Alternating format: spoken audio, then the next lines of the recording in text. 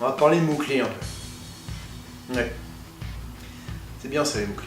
Les mots-clés? Bon, on peut pas prendre un sujet genre un peu plus poussé en SEO, un peu plus technique quoi.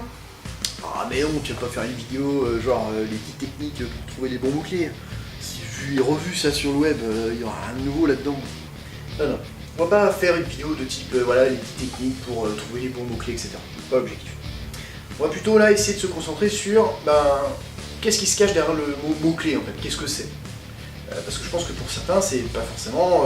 La notion de mot-clé, c'est pas toujours très clair par exemple. Ensuite, on va essayer de voir que les mots-clés, ils ont certaines fonctionnalités, ils ont vraiment un rôle particulier. L'idée, c'est donc de voir quelle est la vraie fonction des mots-clés. Et surtout, vous verrez qu'on va observer ensemble le fait que sans eux, Google, il n'irait pas très très loin. Générique.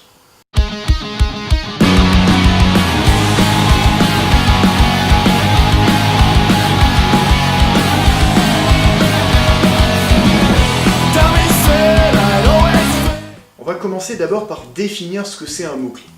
Alors j'annonce juste direct parfois, donc on va utiliser mot-clé, parfois on va utiliser expression-clé. Il faut partir du principe que c'est à peu près la même chose.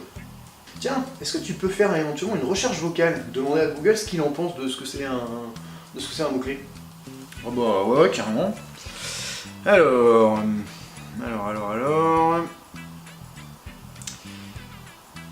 Ok Google, qu'est-ce qu'un mot-clé? Voici un résumé proposé par Axonet. Un mot-clé est un mot que vous jugez important pour le référencement de votre site. En effet, une expression est composée de plusieurs mots. Selon plusieurs études récentes, de moins en moins d'internautes cliquent dans les résultats des moteurs de recherche après avoir saisi un seul mot-clé. Ouais, c'est pas mal en fait. Bon, si on veut aller un peu plus loin, en fait, un mot-clé, c'est vraiment donc un mot, ou plusieurs mots, qui permettent vraiment de caractériser un contenu. Voilà. Sans les mots-clés, un contenu n'aurait pas de sens en soi. Donc, lorsqu'on parle de mots-clés, donc que ce soit pour un humain d'ailleurs, ou pour un moteur de recherche, un robot par exemple, les mots-clés, c'est ce qui va vraiment permettre à ce lecteur, en soi, de comprendre de quoi tu parles, tout simplement. S'il n'y avait pas de mots-clés, les phrases n'auraient aucun sens en soi.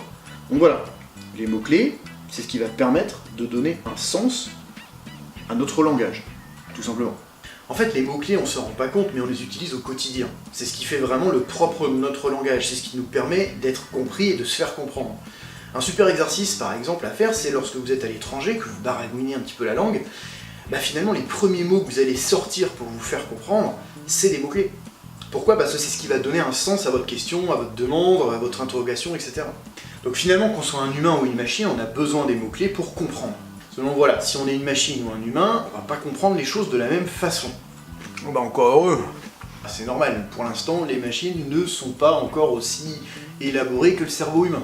L'utilisation des mots-clés, elle va pas être la même pour une machine. La machine, elle va faire en sorte de simplifier les choses le plus possible pour pouvoir comprendre de quoi on parle. Et lorsque je dis simplifier, c'est parfois enlever tout ce dont on n'a pas besoin pour comprendre le sens d'une phrase. Ça peut être parfois transformer certains mots-clés même, faire des correspondances entre certains mots-clés. Donc voilà, il y a tout un processus vraiment différent entre le cerveau humain et le cerveau d'une machine. Les mots-clés, on peut donc leur trouver trois fonctions. Trois fonctions donc qui se rapportent à l'utilisation humaine et l'utilisation informatique en soi. La première fonction, on l'a déjà dit, c'était caractériser un document. C'est donner un sens donc à un texte, voire même à un corpus de texte. Voilà. Ça c'est vraiment la première fonctionnalité du mot-clé, et ça s'opère autant au niveau de l'humain que de la machine, c'est donner du sens à un texte. La deuxième fonction du mot-clé, on s'en rend peut-être un petit peu moins compte, mais c'est aussi traduire une demande, traduire un besoin. Alors, lorsqu'on va faire une demande en tant qu'humain, et qu'on sait ce qu'on veut, on sait ce qu'on cherche, là les mots-clés vont être assez simples à analyser pour la machine, puisqu'on va directement lui demander ce qu'on veut. Sauf que y a certaines situations où on ne sait pas ce qu'on cherche. On a une demande, on a une idée, on a un besoin, mais on n'arrive pas à y attacher un mot en fait, ou une phrase, une expression. c'est à ce moment que, au niveau algorithmique, c'est pas le même travail. Ça nous arrive assez souvent finalement, de chercher quelque chose dont on n'a pas la réponse. Exemple, tu as vu un film récemment, tu te souviens plus du titre, par contre tu te souviens qu'il y avait un acteur dedans. Bon bah tu vas taper un petit peu la requête en fonction de ça, un film avec tel acteur dedans. Et dans la majeure partie des cas, un moteur de recherche va te ressortir la réponse. Pourquoi ? Parce qu'il a réussi à traduire ce que tu as tapé, donc ta demande, sous forme de mots-clés. Donc il a compris cette demande pour te donner un résultat pertinent. Alors, je dis pas que ça marche à chaque fois. Attention, des fois ça rate aussi. Des fois tu vas demander des choses et tu as des choses complètement à côté de la plaque. Ça peut arriver.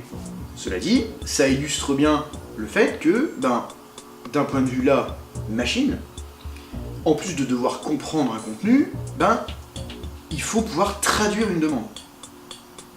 L'internaute a posé une question, qu'est-ce que je peux lui renvoyer comme réponse qui est pertinent ? Je traduis la requête en langage algorithmique pour pouvoir lui fournir quelque chose de pertinent. La troisième fonction des mots-clés, et là on est vraiment aussi du côté machine, c'est que ça va permettre d'interroger une base de données. Pour faire simple, les pages de contenu qu'un moteur de recherche va voir sur le web, il va les cataloguer.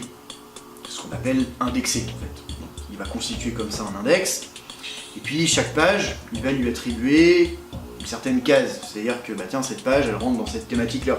Puis il va y avoir après une arborescence derrière, des racines qui vont se créer. Et donc chaque racine va avoir son univers sémantique.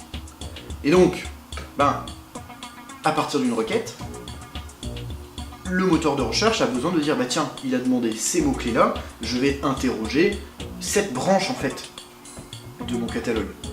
Donc voilà, les mots-clés permettent en fait à un moteur de recherche de faire le lien entre la requête et le catalogue. Interrogation d'une base de données. Alors attends, du coup si je comprends bien, t'as trois fonctions. Alors, les mots-clés ils ont trois fonctions.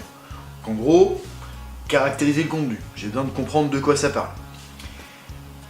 Les mots-clés, ils doivent pouvoir traduire une demande, pour qu'elle puisse être comprise. Et ensuite, les mots-clés permettent je fais un lien entre ce que quelqu'un a demandé, et puis mon catalogue, en gros mon catalogue de documents. Et attends, c'est pas juste, mais alors les fonctionnalités basiques de Google. C'est-à-dire qu'à un moment donné, Google il explore mes pages web, on va lui poser une question, puis il va ressortir oui ou non ma page. En quelle position, ça c'est un autre débat, mais c'est complètement le fonctionnement de Google en fait. Mais oui, c'est tout à fait ça. En fait, ce que tu es en train de dire, c'est que Google, sans les mots-clés, y a rien quoi. Je l'aurais pas mieux dit, tu vois. Non, parce que du coup tu te dis, les mots-clés, si ça permet de comprendre le langage et tout ça, de comprendre ce qu'on dit, les sens et tout ça, tu te dis, d'année en année, de mois en mois, ça évolue ça. Il y a des mots-clés qu'on va utiliser un peu plus que d'autres, il y a des mots-clés qu'on va arrêter d'utiliser. Tu vois, ça bouge pas mal en fait finalement. Les mots-clés déjà ça permet à Google de vivre, mais je suis sûr que du coup Google derrière, il analyse tout ça, il étudie nos comportements, il s'adapte aussi éventuellement à nos variations de langage, tout ça. C'est balèze quand même. Mais ça c'est certain, Google, il nous connaît maintenant. Il est capable d'analyser nos comportements. Il évolue d'ailleurs en fonction de nos comportements. Et ça, grâce à quoi ? Entre autres grâce aux mots-clés. Alors il est capable d'analyser plein de trucs maintenant, sans les mots-clés. Mais les mots-clés jouent un rôle très important dans ce travail-là. En fonction de ce qu'on va demander, en fonction de ce qu'on va rechercher, en fonction de ce qu'on va consulter, en fonction des résultats sur lesquels on va cliquer. Mais Google, en fait, il est capable de savoir quelle page est pertinente pour nos questions. Il est capable de savoir s'il y a un sujet qui est plus du tout à la mode. Il est capable de savoir si quelqu'un a de la valeur ou non. C'est impressionnant tout ce qu'il peut savoir justement, rien qu'avec ce travail d'analyse-là. En fait, il a besoin de mots-clés, quoi. D'où l'intérêt, lorsqu'on fait un travail de référencement, de bien choisir les mots-clés. Comme on l'a vu, rien qu'avec la définition des mots-clés, rien qu'avec une petite connaissance sur le travail de Google, on voit que les mots-clés sont vraiment au centre de la stratégie SEO. C'est-à-dire qu'à un moment, si on ne fait pas comprendre à Google de quoi on parle, si on ne se rapproche pas de ce que demandent les internautes, on ne peut pas être visible. Google aura beau faire tous les efforts du monde, on l'aide pas quoi. On peut pas lui donner les billes pour justement aller bien nous positionner. Alors du coup, maintenant on en vient à comment on recherche des bons mots-clés? Comment on peut faire ça? Qu'est-ce qui va faire que j'ai choisi les bons mots-clés? Eh ça y est, on est dedans, le putaclic, 10 techniques pour bien rechercher ces mots-clés. Voilà, on peut pas y couper. Promis, on va pas faire ça, on va pas faire la méthode ultime pour bien trouver ces mots-clés, les 10 techniques pour... Non, pas le but. Il y a donc déjà deux visions à avoir. Il y a les mots-clés internautes et il y a les mots-clés moteurs de recherche. En effet, c'est intéressant d'avoir les deux visions, les mots-clés internautes et les mots-clés moteurs de recherche. Les mots-clés internautes, c'est ce qu'on expliquait tout à l'heure, les tendances, les modes, etc. Quels sont les mots-clés que les internautes vont utiliser. Donc, dans ma stratégie SEO, j'ai tout intérêt à aller essayer de me positionner sur ces mots-clés-là pour gagner du trafic, générer des conversions derrière, etc. À moi donc d'aller analyser ces données pour voir quels sont les mots-clés les plus tapés, quels sont les mots-clés les plus utilisés, quelles sont les structures de mots-clés que les internautes vont taper. On va plus dans ce cas parler d'expressions clés. Est-ce qu'ils tapent qu'un mot? Est-ce qu'ils en tapent 3? Est-ce qu'ils vont jusqu'à taper 5 mots? Ce qui fait beaucoup déjà. Donc voilà, il y a toutes ces questions-là qu'il faut se poser. Et cette donnée-là, elle est vraiment extraite du côté internaute.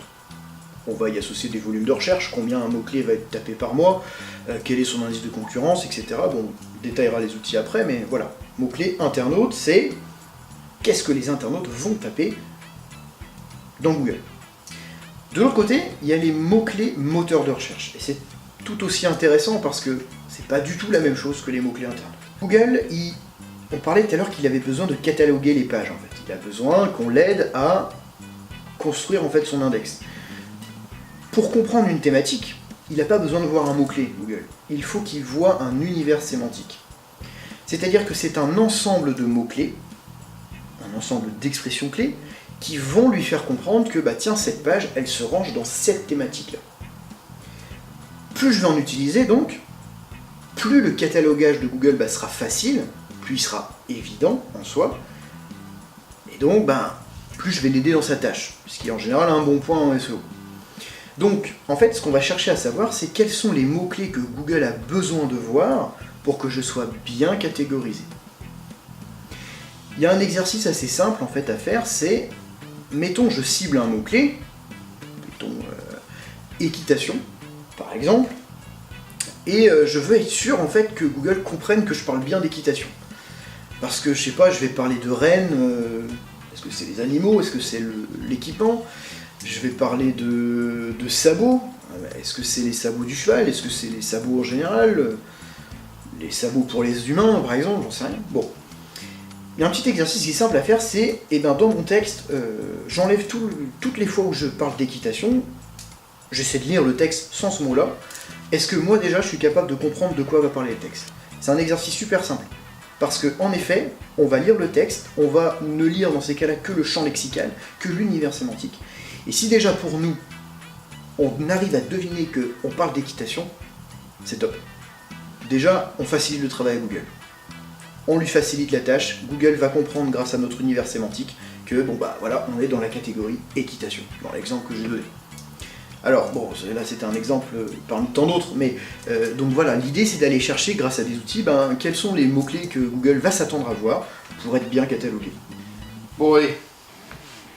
Bon, vous inquiétez pas, je m'occupe du quart d'heure promotion pour les outils. Allez, pour les mots-clés internautes, donc pour avoir des données sur les volumes de recherche, les indices concurrentiels, tout ça, on a évidemment SEMrush qui est très connu, Youda, Ahrefs, qui sont des outils payants en général. Le seul outil gratuit, mais en fait non, c'est AdWords. C'est-à-dire que si vous ne faites pas de campagne, il va vous dire tiens, ce mot-clé là, il est recherché entre 100 et 1000 fois. Merci AdWords. Mais sinon, si vous lancez en fait une campagne AdWords, il va vous donner des volumes de recherche un peu plus précis. Mais bon, c'est pas vraiment du gratuit. Pour les mots-clés moteurs, donc là, les mots-clés qui vraiment, pour lesquels il faut utiliser parce que Google s'attend à les voir en gros. Alors là, on a Your Text Guru qui est donc un outil d'analyse sémantique. 1.fr, idem, SEO Quantum qui est un peu plus récent si je dis pas si je dis pas de bêtises. Alors sinon, truc intéressant, mais les gars, il y a un truc que vous avez pas parlé là. C'est que oui, ce que veulent les internautes, tout ça, mais les internautes posent des questions aussi, les gars. Et ouais, mais ça, vous en avez pas parlé. Avec la recherche vocale, tout ça, on pose directement la question à son téléphone. Et en plus, je l'ai fait tout à l'heure. On a vu en France, il y a pas longtemps, arriver les PAA, les People Also Ask. Donc en français, c'est, je sais pas comment on dit en français, c'est les questions que se posent les internautes ou quelque chose comme ça. Mais en gros, donc c'est des petits blocs de questions qui apparaissent et qu'on peut faire défiler à l'infini quasiment. Donc voilà, truc intéressant encore. Qu'est-ce que se posent comme question les internautes? Et là, faut y aller quoi. C'est de la donnée gratuite par Google. Faut y aller. Du coup, pour les outils qui permettent justement d'aller voir quelles questions posent les internautes, il y a Answer the Public qui est maintenant assez connu, donc il donne des graphes, tout ça, sur les différentes questions que se posent les internautes. 1.fr le fait aussi, il y a les PAA directement, il y a les Google Suggest, donc vous savez, les petites réponses que Google va nous prédonner en fait. Quelquefois on n'a même pas fini de taper la requête qui nous demande déjà est-ce que c'est pas ça que tu veux est-ce que c'est pas ça que tu recherches quoi. Ça on peut aller le prendre aussi. Sinon il y a les FAQ des différents sites, hein. De toute façon en SEO c'est bien connu, il faut aller sur le site des concurrents pour aller voir de qu'est-ce qu'ils parlent et tout ça, donc faut pas hésiter à aller sur les FAQ, les forums et tout ça, donc voilà. Pour conclure du coup, je dirais que voilà, la recherche de mots-clés en SEO elle est primordiale, c'est une étape qu'il faut pas louper quoi. On peut avoir parfois un site pas tout à fait propre techniquement, on peut avoir un site qui est pas forcément très populaire. Si au moins on a une bonne base lexicale, une bonne base de mots-clés, du contenu à peu près vraiment cohérent et assez riche, on va dire, on a déjà de grandes chances de se positionner. Bien sûr, les mots-clés ne font pas tout. Il y a d'autres choses qui se rajoutent derrière. Le technique va avoir son importance. La popularité va avoir également son importance. On ne peut pas se concentrer que sur le lexical. Pour autant, ça reste une des bases. Et c'est une des bases que, on l'a vu, Google a besoin. Si j'explique pas ce que je vends, si j'explique pas ce que je fais, Google est incapable de me positionner, ce qui est normal. En fait, il n'y a pas de méthode ultime. Alors s'il vous plaît, si vous n'êtes pas SEO, si vous n'êtes pas familier avec le web, faites une chose toute simple. Expliquez ce que vous faites. Et Google, il saura vous le rendre. Merci d'avoir suivi la vidéo, j'espère que le contenu vous a plu. Moi en tout cas j'ai bien aimé travailler sur les mots-clés, c'était un truc assez intéressant vu qu'on peut à peu près l'appliquer au quotidien, donc c'est plutôt pas mal. Si ça vous a plu, n'hésitez pas à la partager, à commenter s'il y a un truc qui vous a vraiment plu.